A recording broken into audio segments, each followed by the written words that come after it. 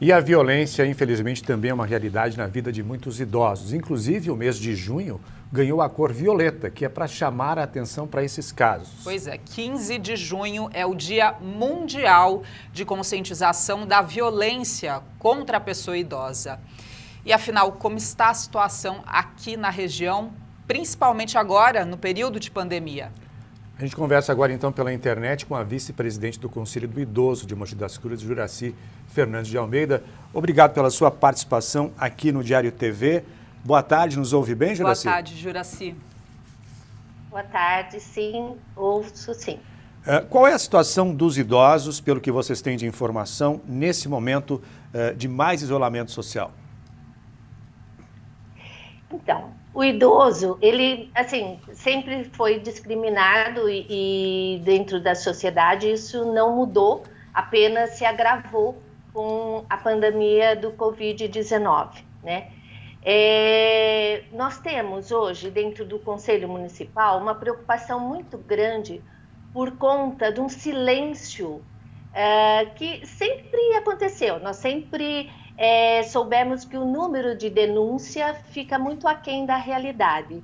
Mas, nesse período de pandemia, a gente observou que diminuiu muito o número de denúncias, pelo menos dentro do Conselho Municipal do Idoso. E isso é uma preocupação muito grande, porque nós sabemos que muitos estão isolados, nós sabemos que existe aí uma negligência que nós consideramos dentro do Conselho Municipal, uma negligência institucional, por conta de vários serviços que foram suspensos, voltados para o idoso, e esse silêncio de denúncias que não tem, incomoda muito. Juracy, pelos dados que o Conselho tem, qual tipo de violência mais comum contra o idoso por aqui e quem são os autores? Então, nós sabemos que a violência está dentro da família, os autores normalmente são os filhos, netos, noras, né?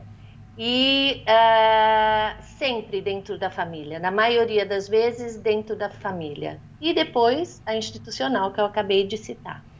Juracy, como é que chegam essas informações para vocês, visto que o idoso às vezes tem dificuldade com a tecnologia, tem dificuldade em fazer a denúncia, às vezes já vive no isolamento dentro da própria casa, como é que vocês têm acesso a essas informações?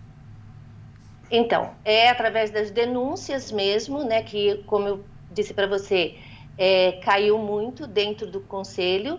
Chegam as denúncias também através do Disque 100, então esse é um número que a gente recomenda sempre de estar ligando para o Disque 100, porque o Disque 100 encaminha essas denúncias, então essa é a fonte maior de denúncias, porque de repente as pessoas acham mais fácil, não tem dúvida, entre lembrar lá do número do Conselho Municipal do Idoso e o Disque 100 acaba sendo bem mais fácil de gravar esse número. Então, esse é um número que as pessoas têm que ligar sim, que aí a denúncia chega na assistência social, no Ministério Público e através da assistência também no Conselho Municipal do Idoso.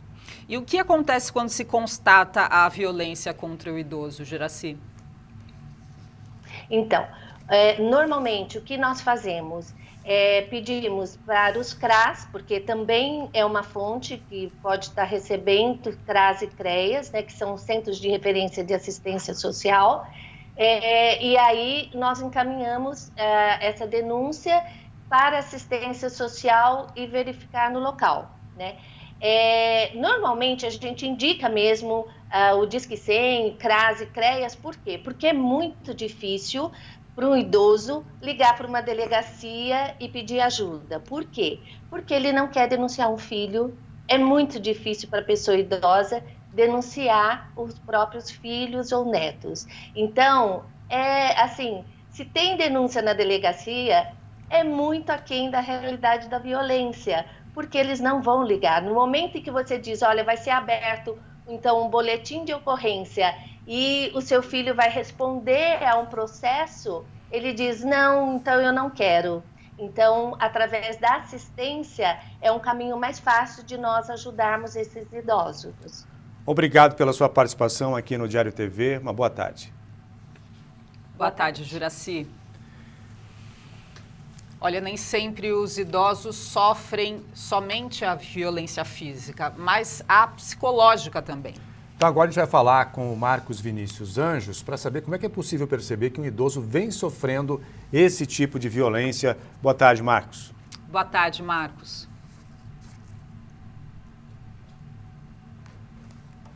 Oi, Dino, oi, Cris, boa tarde para vocês, boa tarde também para quem nos assiste em casa.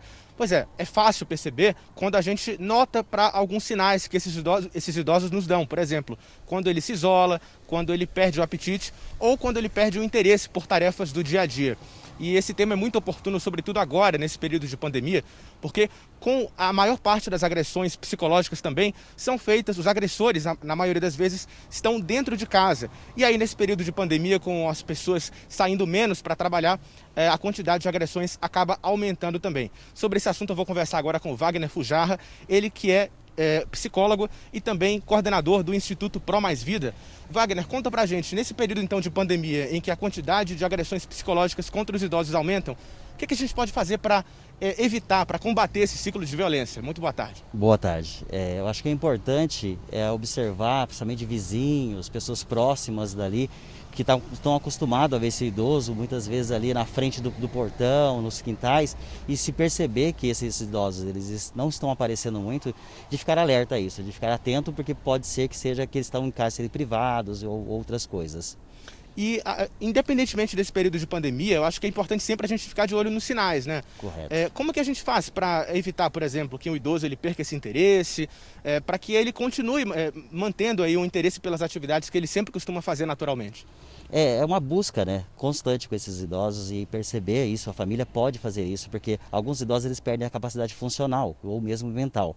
Então a família que consegue perceber esse isolamento e trazê-lo para uma atividade, sei lá, através de dominó, alguns jogos lúdicos, ajuda muito esse idoso a não sofrer tanto com a pandemia e com esse isolamento que acontece. Então é importante ficar de olho, sobretudo, nas tarefas que ele faz. Correto. Porque muitas vezes na tarefa que ele está fazendo, algumas vezes ele diminui isso, né? Ele tem uma perda com isso, falta de interesse para algumas coisas que eles estavam acostumados a fazer. Então, quando a gente percebe isso, é bom estar próximo, é bom estimulá-lo sempre, isso vai ajudar muito. E o Instituto Pro Mais Vida desenvolve um trabalho nesse sentido, né? Isso, todos os dias nós temos um sociocultural que faz todo um trabalho cognitivo com eles, de atenção, que ajuda também na convivência entre eles. Isso é importante para esse desenvolvimento e que ele também não tenha perdas mentais. Muito bem. Agradeço então, Wagner, pelas informações, pela entrevista. Obrigado. Uma ótima tarde. Dino e Cris, é com vocês. Obrigado, Marcos. Obrigada, Marcos.